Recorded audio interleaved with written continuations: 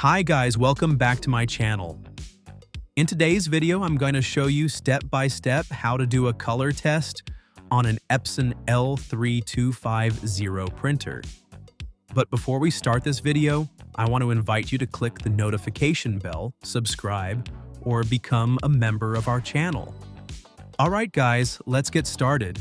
Well guys, at some point, we've all wanted to know the status of our printer's colors, but we don't know how to check it from a computer. Here on Simple Steps with Me, I'm going to teach you how to do this simple process. The first thing we're going to do is this.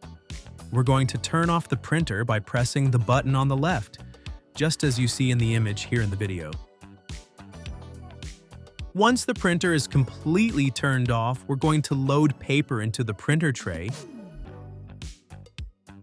Then, we're going to press the power button together with the last button on the far right for 3 seconds, until the green button starts blinking. You can see this in the images I compiled for you to show how the process goes. We press both buttons at the same time. This will turn the printer on and it will print a color test page along with a report of how many pages our printer has printed.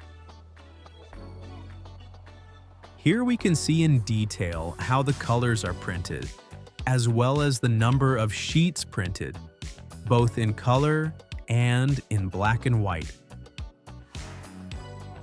It's important that we pay close attention to the lines printed on the page, both the black and white lines and the colored ones.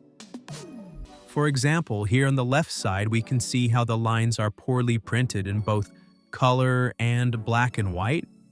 And on the right side, we can see how the lines are properly printed in both black and white and in color. As you can see, the process is quite simple.